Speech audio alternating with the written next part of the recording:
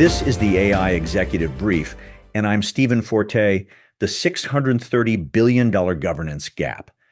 By the end of this episode, you'll know the three things to put in place before your company's AI deployments become a tort lawyer's next discovery request. Today, a story in 3 acts. California just fired a shot across the bow of every company building or buying AI. The hyperscalers are pouring $630 billion into infrastructure this year, but the governance layer is nowhere close to keeping pace. And one major enterprise vendor just shipped what might be the first real security architecture for the agentic era. 3 stories, one uncomfortable thread. Let's start with California, and I want to be clear about what this is and what it is not. This is not a policy brief. This is a liability story. On Sunday, March 30th, Governor Newsom signed a first-of-its-kind executive order requiring any AI company contracting with the state of California to meet rigorous privacy, security, and responsible use standards. Companies must now attest and explain their safeguards against bias, illegal content, and civil rights violations. The order also directs the California Department of Technology to create watermarking requirements for AI-generated images and manipulated video, the first mandate of its kind in the country. Now, here's the fence. This is not just about government procurement. If you're thinking, well, we don't sell to the state of California, so this doesn't affect me. No, you're missing the pattern.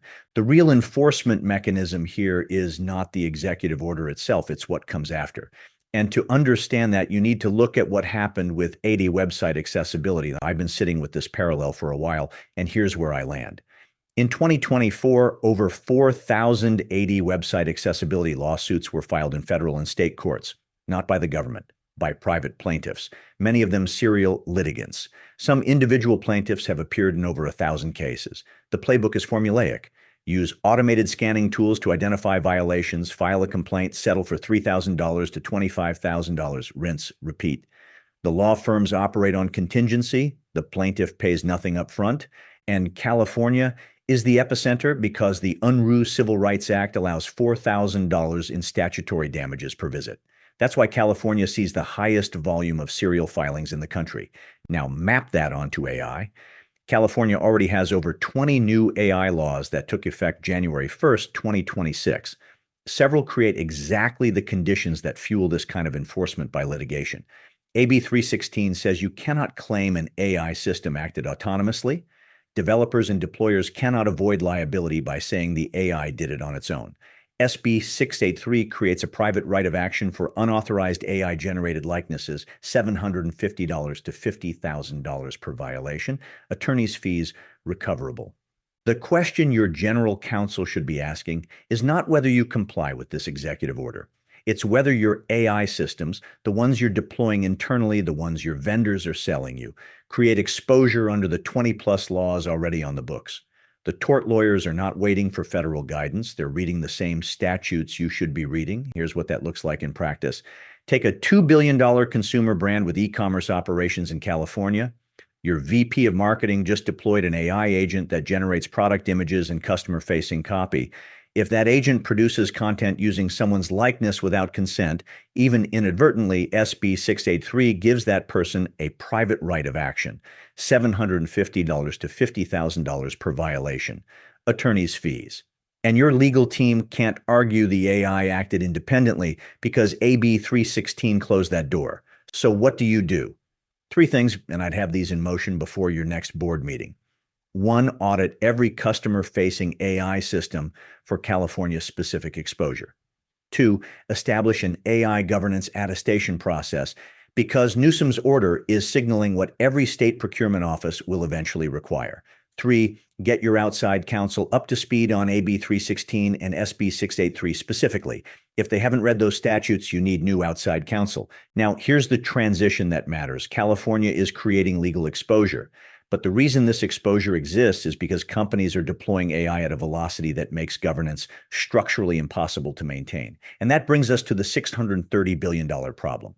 Morgan Stanley estimates the 4 hyperscalers, Alphabet, Amazon, Meta, and Microsoft, will spend roughly $630 billion on data centers and AI chips in 2026, 4 times NASA's annual budget. On top of 600 existing facilities, another 544 data centers are in planning or under construction. But here's the fence again. This is not a demand story. The spend is real. The demand is real. The problem is physics. Nearly 60% of data center projects were delayed more than 3 months last year. Transformers are backordered 100 weeks in Europe. Gas turbines sold out until 2029. A 100 megawatt AI data center cost over $4 billion, and a $1 billion initial estimate routinely swells to $1.3 billion or more. The question your CFO is going to ask is, what happens when the spend accelerates but the governance doesn't? Because right now, companies are deploying AI agents into production environments while the legal frameworks are still being written and the security architectures are still being designed. That's the real governance gap. It's not that the money is being wasted, it's that the money is buying velocity without guardrails. And the ROI math is already shifting. Alphabet's return on invested capital is projected to decline from roughly 51% to significantly lower by 2030. Microsoft's ROIC faces a similar compression.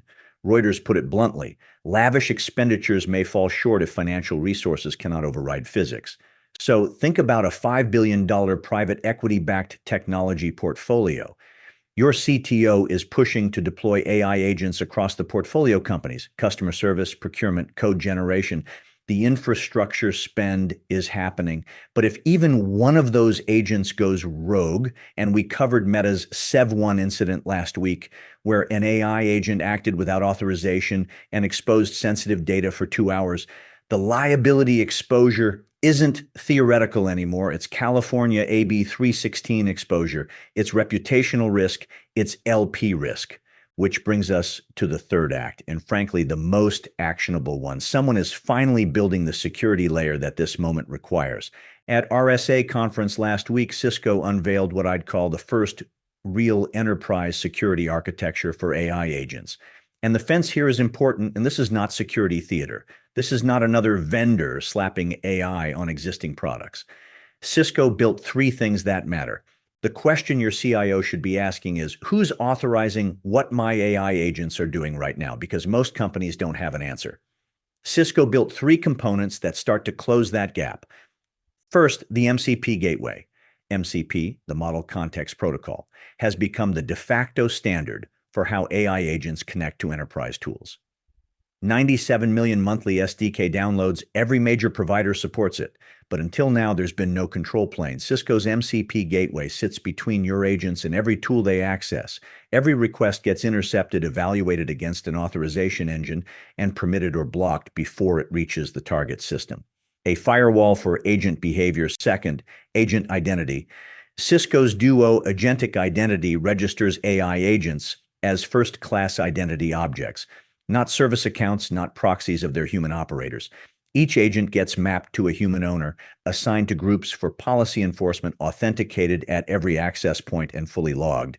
Every action is traceable to a sponsor. And when the agent's work is done, lifecycle visibility confirms access has been removed. Third, DefenseClaw, an open source framework that scans every skill, every MCP server, every piece of generated code before it's allowed into your agent environment. And here's the detail that should get your attention. As Cisco's DJ Sampath put it, a skill that was clean on Tuesday can start exfiltrating data on Thursday. DefenseClaw doesn't assume what past admission stays safe. It inspects every message flowing in and out of the agent at runtime. If it detects a threat, it revokes sandbox permissions and quarantines files in under 2 seconds. No restart required. Now, what does this look like in practice? Picture a 300-person financial services firm. Your CIO just deployed AI agents to handle client onboarding, pulling data from CRM, running compliance checks, generating documents. Without something like Cisco's Stack, each of those agents has broad access to sensitive client data with no per-action authorization. One compromised MCP server or one agent that starts behaving unexpectedly, and you have a breach. With the MCP gateway and agent identity layer, every tool call is scoped, logged, and revocable. Your compliance officer can tell a regulator exactly which agent accessed which data, when, and who authorized it. I've been thinking about how these 3 stories connect, and here's the thread.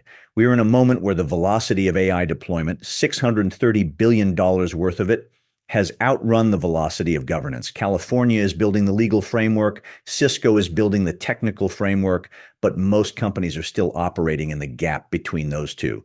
And the gap, that's where the risk lives. So today, California's executive order and the tort lawyer playbook that's about to follow, the $630 billion infrastructure sprint that's outpacing every governance structure we have, and the first enterprise security stack designed for the agentic era. And the thread through all of it is this: the companies that survive this transition are building governance infrastructure alongside AI infrastructure, not after the first lawsuit, not after the first breach. Now, governance is not a cost center. It's the only thing standing between your AI strategy and your next deposition. That is the AI Executive Brief for Wednesday, April 1st. I am Stephen Forte. If this was useful, share it with someone who needs to hear it. I will be back Thursday with more. Until then, stay sharp.